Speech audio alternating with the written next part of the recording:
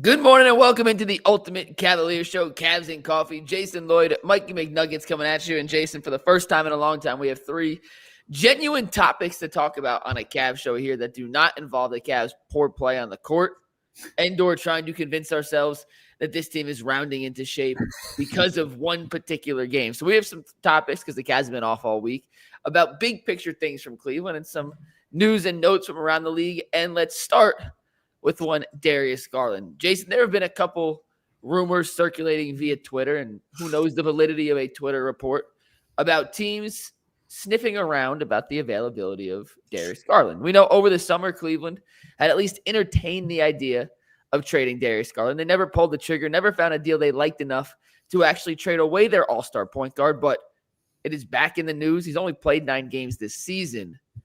What's your take on these rumors and whether or not now, if ever, is the right time for Cleveland to part ways with DG?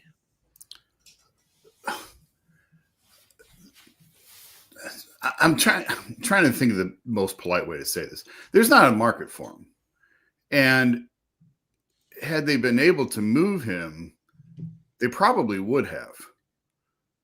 But where they're at with their salary with the apron and where he's at with his foot injury and with his contract, it's not a great combination. So there's just not a ton of interest for him. So the idea that there's this demand for Darius Garland just doesn't make any sense to me. It's nobody's going to touch that contract right now, especially, with this foot not being 100%. And I mean, I was talking to somebody in the league a couple of days ago about him, and his reputation is abysmal defensively. And I was even surprised at some of what I was hearing in terms of how he's viewed. So he's a fantastic offensive player and a tremendous scorer. But on the defensive side, it's remarkable to me how much the league's kind of constantly evolving, right? And the league is now just turning into these giants who can do so many different things that it really puts you at a disadvantage when you're that size and with the injury history that he has. So I just think it's a non-starter because there's no market for him. And the contract that they gave him, they kind of had to give it to him at the time. So I'm not knocking it because at the time he was coming off his rookie deal and he was in a really great spot, and the league was a little bit different just a few years ago as well. So I get why they gave it to him. I just don't think there's a market for him. Jason, I couldn't agree more. And I am not necessarily trading Darius Garland. I think for the right deal, you have to at least consider it. But right now, I can't find a deal based on his current value and what I've been told from guys around the league that makes sense. I mean, look at the numbers on your screen here. He signed that rookie max extension. He's making just shy of $40 million this year. Making 42 and change in 26-27. He's making almost $45 million in 27-28. He's an unrestricted free agent after that. So for the 28-29 season, he's an unrestricted free agent. We talk about the restrictions of the second apron, how hard it is to put together a team under those second apron constraints because teams don't want to be restricted by going into that. He's coming off a toe injury. To me, he hasn't looked fully healthy yet this season. Maybe a week off and going through practice and not even a game will get him closer and closer to being the old DG. But this year, he has not looked like the old DG. And Jason, you mentioned the on-off numbers. He's only played 9 games this year. So it's a small sample size. So granted, small sample size, but it's a knock over my water bottle. Look at this. This is the difference Darius on and off court this year. When Darius has been on the court this season, the Cavs have an offensive rating of 112.7. It's not great. Their defensive rating is 119.2. That is not good whatsoever. When DG's on the court, they have a minus 6.5 net rating, regardless of who he's playing with, just with DG on the court. When DG has not been on the court, their offensive rating is actually better, despite the fact it appears the offense flows much better when Darius is in the game.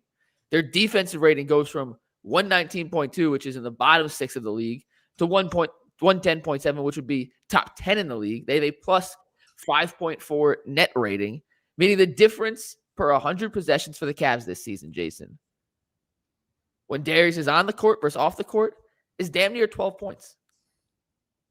So who's trading for an undersized point guard with an injury history who's not playing particularly well. And the numbers say the Cavs are a dozen points better with him on the bench than they are with him on the court through 9 games this season. And once again, it's a small sample size. And when Darius is healthy, he is a crucial cog to this offense. He makes this offense what it's supposed to be, but he hasn't been that. So what's the value? And you can't just give Darius away. There aren't teams that just want to take on that kind of salary. There are only so many teams in the NBA that could even absorb any kind of salary without giving back some significant return. And what team, championship contender or tanking and building for the future, is going to give up the requisite assets to keep Cleveland in the championship contender status while subtracting Darius Garland that then fulfills both team needs? I just don't see the deal out there at the moment. No, it doesn't. I don't think it exists. I don't think it existed over the summer. I think they looked. I don't think there was a match over the summer, and nothing has changed since then. And when you talk about the second apron and how hard that is to make a deal, to get a deal done, you know, the DeAndre Hunter deal, the Cavs last year felt, we may look back as last year was their best chance to win, because that Hunter deal got them out of the luxury tax at the time, but it thrust them into the second apron this year. And teams are avoiding that like the plague. And teams that go into that realize how restraint it is, what a restraint that it is. So while the Hunter trade served a purpose, and like he's a good player and he helps them, it has also restrained what they can do moving forward. And I don't know. I don't know what their way out of this is. You know, I'm still worried. December 11th. So let's give it another month. We keep saying let's give it another month, but I haven't seen anything that tells me that they're going to figure this out and go on a tear. But I mean, you could have said the same thing. We keep using the Pacers as the example. We got to try and come up with a different one or a better one of a team that was sort of middling and fumbling around and trying to find its way at the halfway point, and then just went on an absolute tear through March, April, and May, because that's what everyone is sort of expecting or asking this team to do right now. Because this doesn't look anything close to the best team in the East at this point.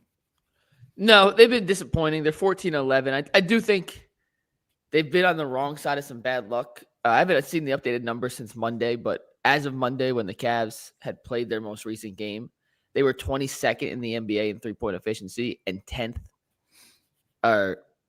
Opponents were shooting the 10th best percentage in the league against any team. So even if you just have a little bit of regression there to the means, Cavs shoot a little better, other teams shoot a little worse. Even if you get to the even 15-15 mark, they probably have 2 or 3 more wins, Jason. 17-8 as opposed to 14-11 feels a lot different. Yeah, for this Cavs team. Yeah, they haven't been healthy. Like I'm not waving the white flag here, but the way they're playing, the inconsistency of which they are playing with, is a real cause for concern. And I think big picture wise, looking long-term down the road, if Darius does not return to being the Darius of old, if this toe injury is going to continue to hinder him night in and night out, and regardless of what the Cavs say, Jason, if you watch even in these 9 games, there are 2, 3, 4 possessions in every game where it looks like Darius is visibly wincing because of the toe. It's more of a discomfort thing than a pain thing. But he said he's playing with a steel plate underneath his or in his shoe to protect that toe. It may never go away. And if Darius isn't Darius, and he's shooting in the 30% range for both 3 and the field goal right now, which is not good enough. If Darius isn't Darius of old, this team has no chance to win a championship. No chance whatsoever. So they need him to get back to being DG of old, because when DG of old is in the fold, that rhymed, the Cavs offense is one of the best the NBA's ever seen. When he's not, they can't combine a subpar offense and make up for the defensive liability that he is and compete with the best teams in the NBA. I do think some of those numbers will adjust as he gets more court time. The on-off that you saw, that's glaring. The off-court numbers are the on-court defensive numbers. I don't know if they're going to get how much better they'll get. But certainly the offensive numbers should improve with him on the floor as he finds a rhythm. And you hope that this toe thing doesn't linger all year, but you just don't know. But they need Max back. They need they really need to make a move that I don't think exists. But if they could get more size and a two-way type player who can shoot a little bit, I just don't know. I don't think that exists. Like, I think this is who they are. And it was a very quiet summer, and I think it's going to be a very quiet trade deadline for them as well. Let's get to our next topic here, Jason. It's brought to us by FanDuel, America's #1 sportsbook. Live betting on the NBA is so easy with FanDuel. They update the stats, the lines, the over-unders. They update it all on the fly as the action unfolds. So if you want to make the end of a Cavs game a little more exciting, head over to FanDuel.com/UCSS to sign up. Send us your winning tickets. We'd love to feature them on the show. And remember, FanDuel is America's #1 sportsbook.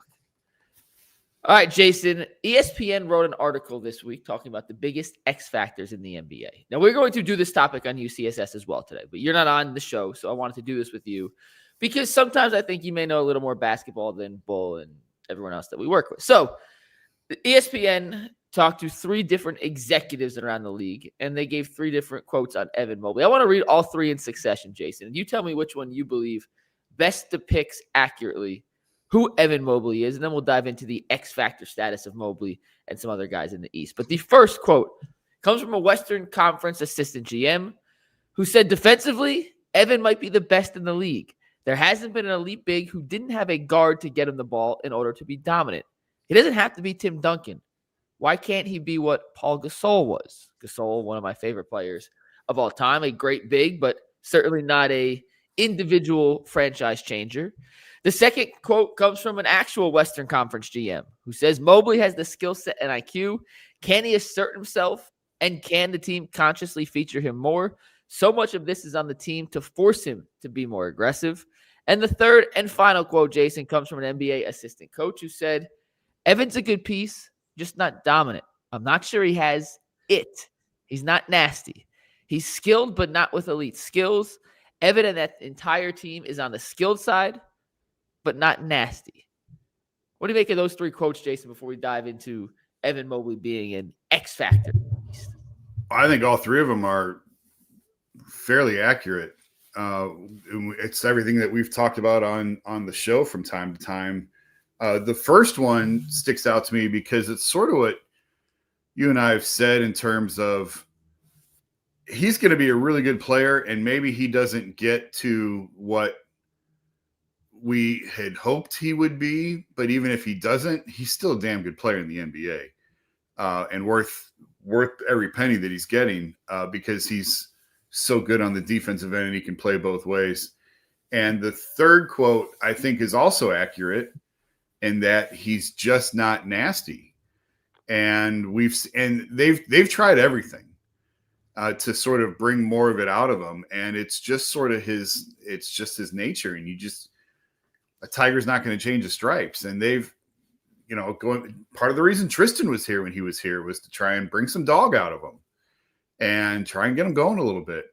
And he is who he is. And some guys they don't have that temperament, but that doesn't mean that he's not an extremely talented basketball player. He's just not going to ever be Kevin Garnett, in terms of the fire and that. So, I don't see anything in any of those 3 that I disagree with. And I just think it's important. Like I have put I'm the one who keeps saying, like, if they're going to win a championship, he has to get them there. He has to win and take them there. And I've told, as this team is presently constructed, I 100% believe that to be true. But even if he doesn't reach that level, he's still a really, really, really good piece and a really important piece to what they do. Can you make Pau Gasol into Kevin Garnett is what we're basically asking to do.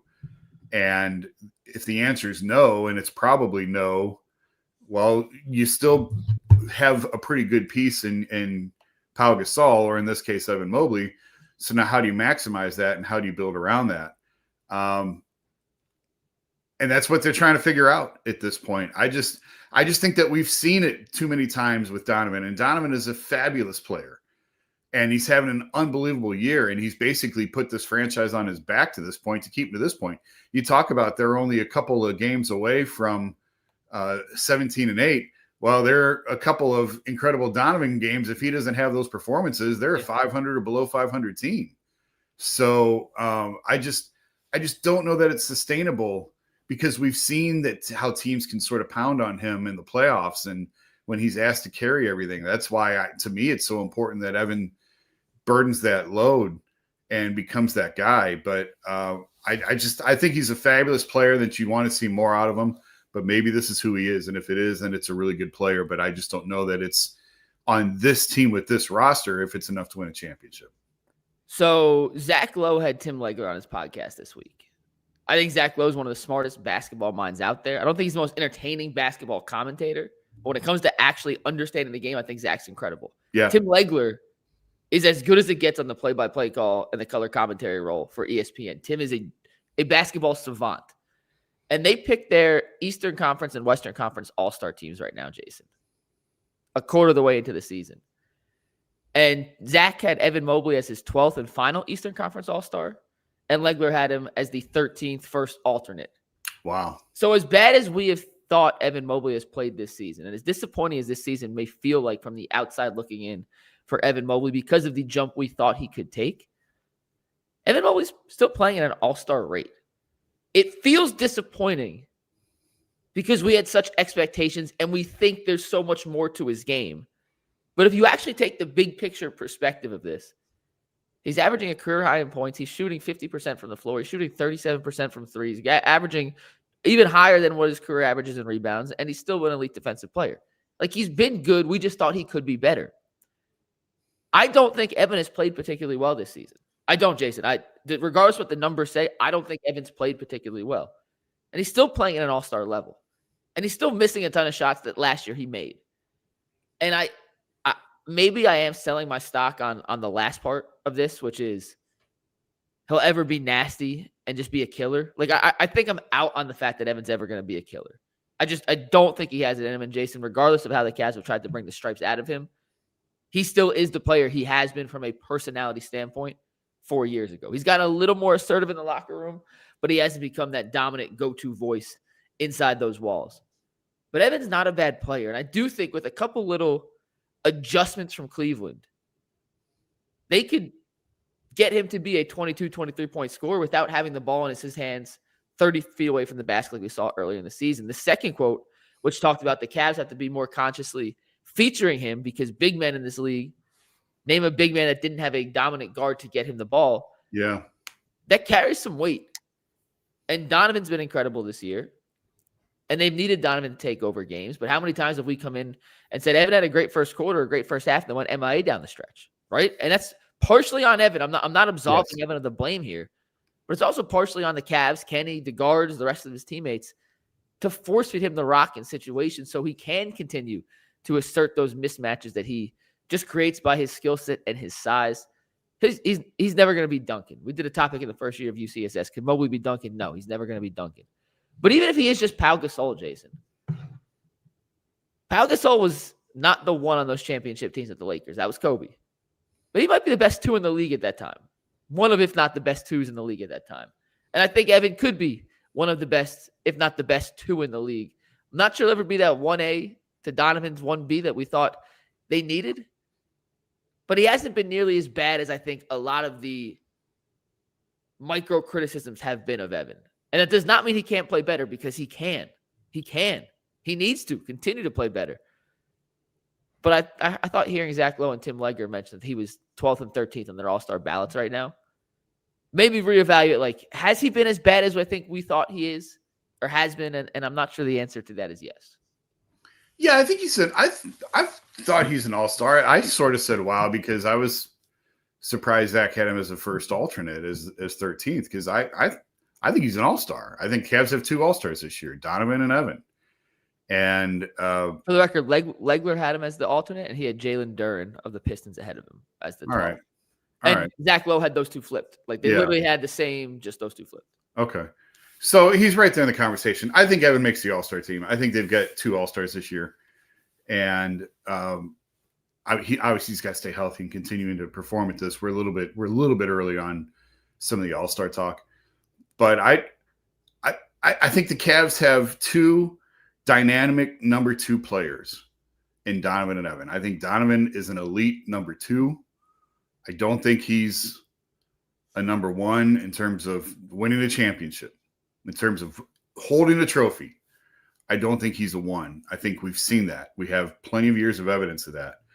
And I think Evan at this point is an elite two, and I was hoping that he could become that one. It just hasn't happened yet. So can you win a title with two incredible twos?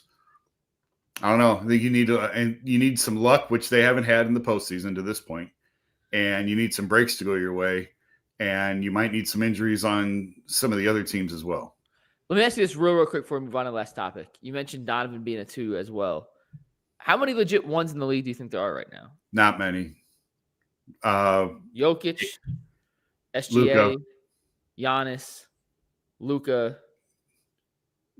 Did you say Anthony Edwards?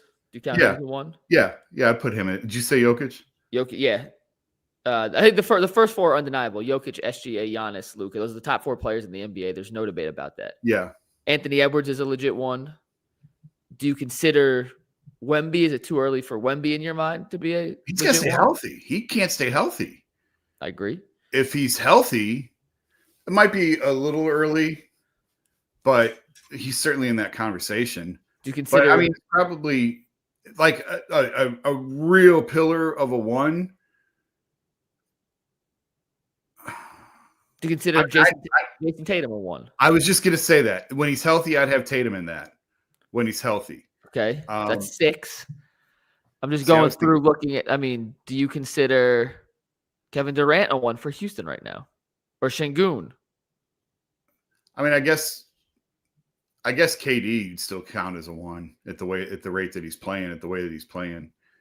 I think your big point is there are very few guys in the league that are true number ones. And we're going to find out if a couple, in your words, a couple number twos paired up can win a championship over some of these ones. But look at the recent history of champions, Jason.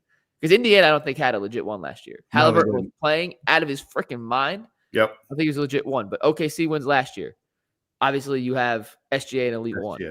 Celtics win the year before. Tatum, a legit one. Yeah. Year before that, Nuggets, Jokic. Elite one. Year before that, Steph Curry wins. At that point, Steph Curry, I think, was still considered an elite one. Yeah. Who won before that? What year would that have been? Where are we at? Is it the year after the bubble list of NBA? Lakers won the Lakers won the bubble, and LeBron was obviously a number one. But I got the last couple of years. You're the Celtics, the Nuggets, the Warriors, the Bucks. Giannis, legit number one. Yeah. Lakers in the bubble. LeBron, legit number one. 19. Kawhi. Raptors, Kawhi, legit number one. 18 and 17. You had 2 number ones with Steph and Durant. Yeah. LeBron James, unquestioned number one. Yeah. Golden State in 15. Steph Curry, unquestioned number one. 14. The Spurs, Kawhi Leonard and Duncan. Duncan at that point was career not a one. Kawhi was. Yeah. Year before, 2 years before, LeBron, legit number ones. Dirk in 11 was the MVP. He's a legit one. You go back. There's 15 years. Yeah, Kobe was before that, down to 2011, 2010, 2009. Kobe Bryant. The last team that won a championship without an elite, unquestioned number one on the roster was probably the 04 Pistons and Chauncey Billups. And maybe I'm selling Donovan short in this, but I don't think people around the league would look at him in that same breath as what we're talking about. And with those same names, I think he's in the next tier down, and he's having a career year. And maybe if he continues to play at this level until April, maybe he talks his way. Maybe we talk ourselves into putting him in that conversation. I was going to say right now, the way Don's playing, he is a number one. It's just a matter of can he sustain this level of play in the postseason. Don has the ability to float back and forth between a number one and a number two. He's had moments in the playoffs where he is a legit one, Jason. Yeah. But he's broken down late in the season each of his last 2 years here with Cleveland. And he has not been an elite one in the playoffs, despite the fact he's put up some crazy numbers. So I kind of hear you on that, and I hadn't gone back and looked at the last time a non-elite, legit number one won a championship. I do think we're coming up on 21 years here, which tells you something. It is harder than ever to win a championship unless you have one of those guys. Well, it goes back to the conversation about stars versus depth and building our rosters now as opposed to top-loaded rosters, and all of that's a factor. But I still maintain this is a star-driven league. And yes, depth is important. And yes, teams can go to their bench more now than maybe they did before. But this has always been a league where you win with stars, and you have to have stars to win. Now, you can have a really good team, and you can have a lot of fun, and you can have a fun regular season and a thrilling postseason, and that's okay. And that's a lot of fun for fans. But to actually hold a trophy in June, you need stars. All right, Jason, let's get to our last topic here. It is about the players-only meeting the Cavs had following a brutally honest film session on Tuesday. The Cavs are back at practice. They obviously have this entire week off while the NBA Cup games are going on. And DeAndre Hunter gave some pretty interesting quotes about the film session, about what the team did after, and we're going to read those real quick. Hunter said, Kenny just called us out. He broke down exactly what we needed to do, exactly what we haven't been good at, and watched it as a whole. It's not the easiest thing to see when you're not doing well, but we saw a lot. He went on to say, it's your own accountability. You can't blame anyone else. You can't say you weren't in a rhythm or you aren't making shots or anything like that. If you just watch the film and see yourself and you're getting cut back door, or you're getting beat in transition, that's on you. We saw that.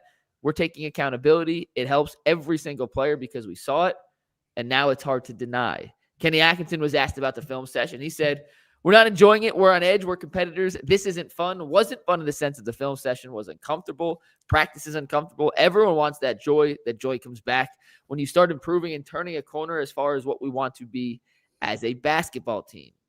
Thomas Bryant and DeAndre Hunter said after that film session, they held a players-only meeting to try and come together and hash out any lingering issues people have with each other and how to get everyone on the same page, how to get that joy back moving forward. 25 games into the season for a team with championship expectations feels a little early for a players-only meeting, Jason, but hey, sometimes you got to do what you got to do. There's no right or wrong. There's no playbook, and there's no predetermined script on how to right the ship. So this is what the Cavs decided to do. And personally, as someone who's been in some of these brutally honest film sessions back in my Division III career where it is impossible to hide, when the coach is calling everybody out, everybody listens. And from what we've been told, from what the guy said, from what I was told, Kenny called out Donovan, he called out Darius, he called out Evan, he called out Jarrett. Every guy, 1 through 15 on the roster, was not absolved of any blame in this 14-11 start. And frankly, sometimes I think a team needs a kick in the ass to get going. And sometimes, I use this expression a lot, you kind of have to hit rock bottom to see things clearly. Jason, there's no more legitimate rock bottom in an NBA environment than being in a film room where every guy's getting called out. So maybe this is the rock bottom the Cavs had to hit to be able to see things clearly and to be able to realize their effort in the transition defensive category and their rebounding category and their shot selection category simply ain't going to cut it.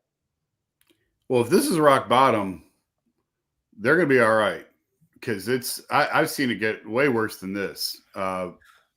And what this came at this time off came at a good time for them. And it allows you to sort of dig in on practices, allows you to dig in on film. And when you look at the start to as they pick back up here, there's no reason they can't go on a little bit of a run. When you're playing Washingtons and Charlottes and Chicago's of the world, now's the time you're rested now. You've been off your feet for a few days. There's no reason they can't rip off 3, 4, 5 wins in a row and start to feel pretty good about themselves. And, sort of get their mojo back.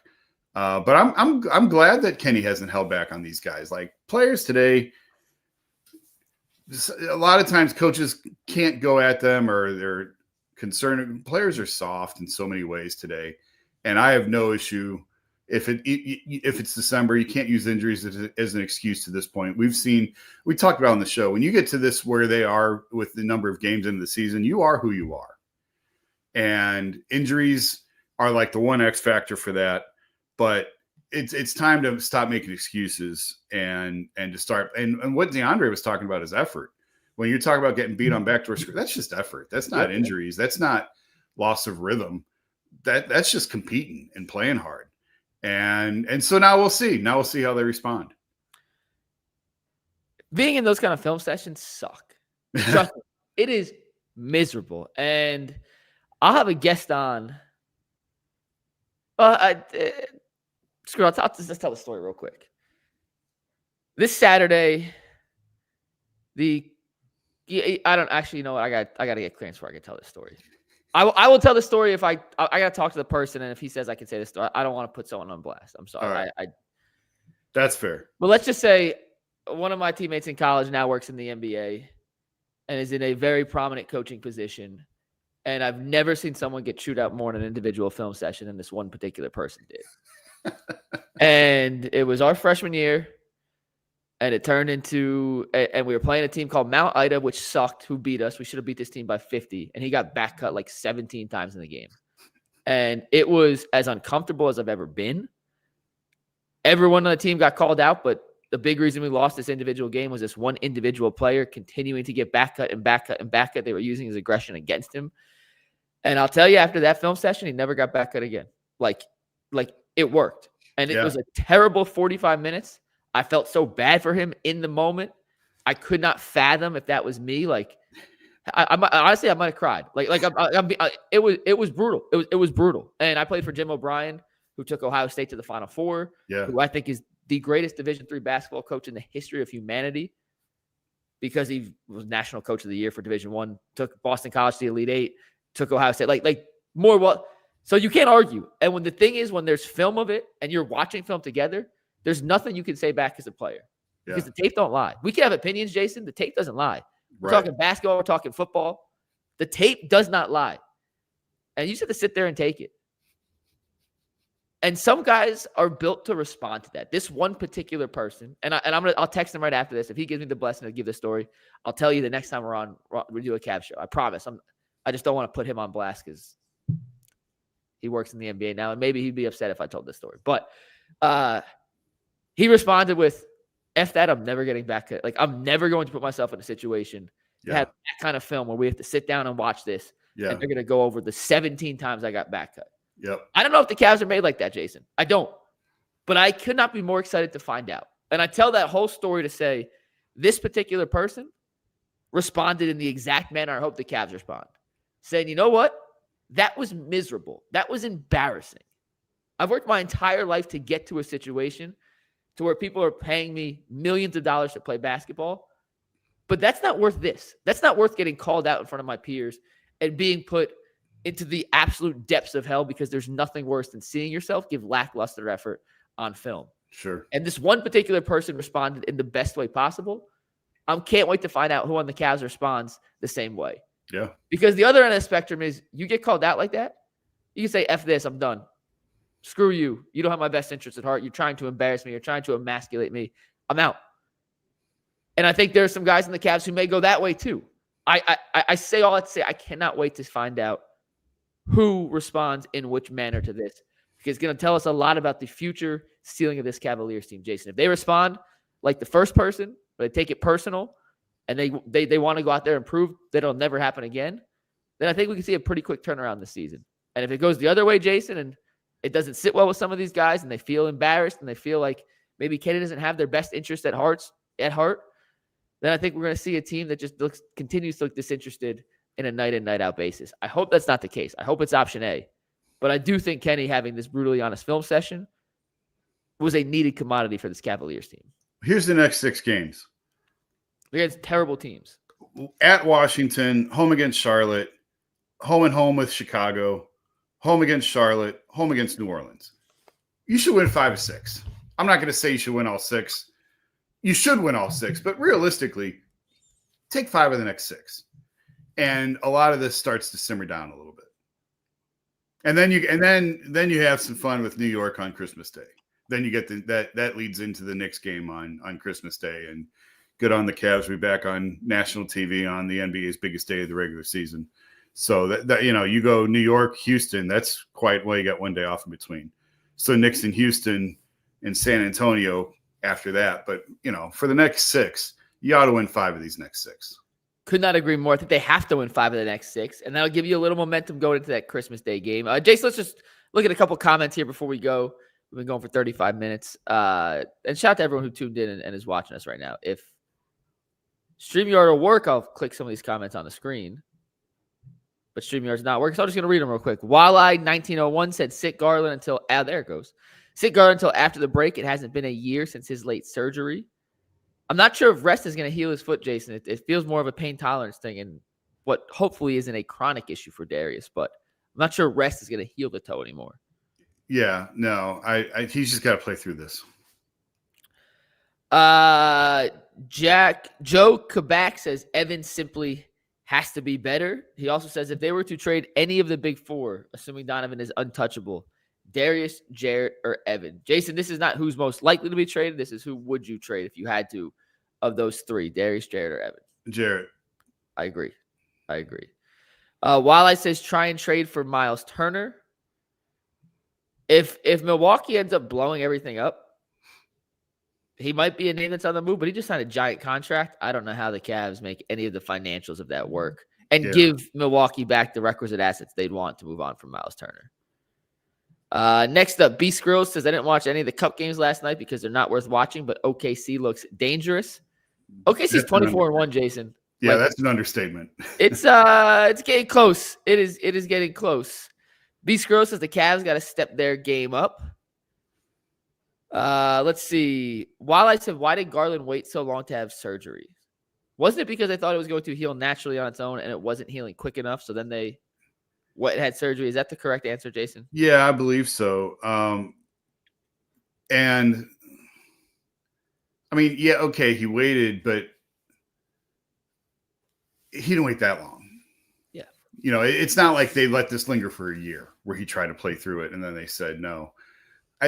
Again, it's December.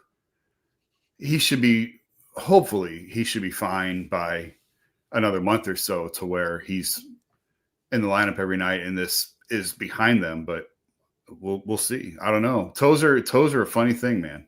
Yeah. 2 more here, Jason. Big Papa says, take advantage of the soft schedule. Get right. Next, Big Papa said, I bet McNuggets shoots better than Lonzo. That's a fact. Right now, the way Lonzo's shooting, that is a fact. An absolute fact.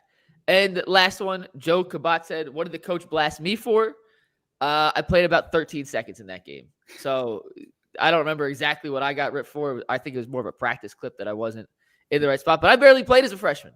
So in that particular game, I may have got swept under the rug because I was not one of the people who actually contributed to the loss. So I don't know what's worse, Jason. Not playing and being mad you're not getting enough minutes, or playing and then getting ripped in film. They both suck.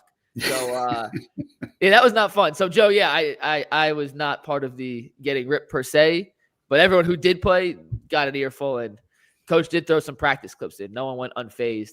My biggest issue in practice that I used to get yelled at for was we would do defense, or the first team would play zone defense and we'd be on the offensive end. And basically it was, you have to make a certain amount of passes before you shoot because they want the defense rotating. As soon as they left me open, I let it fly.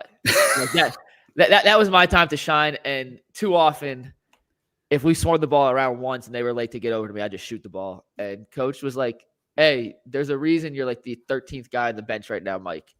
Please stop shooting before the team and the defense that is actually going to play in our next game gets situated. So, Joe, that was probably what I got ripped for. But the truth is, in that game, I was not part of the loss. I definitely wouldn't have helped. I shouldn't have played as a freshman, despite what I thought. And that's going to wrap it up for this Ultimate Cavaliers show. For Jason Lloyd, I'm McNuggets. We are talking some things other than Shador on UCSS today, so do not worry. We got Zach Jackson coming in. We got a little no fence riders. We're going to let G, Dustin, Bull, and Tyvis talk about this Evan Mobley discussion. So we got some other stuff besides Shador. Appreciate y'all tuning in, and we'll see you in about 2 hours, 20 minutes on UCSS. Peace.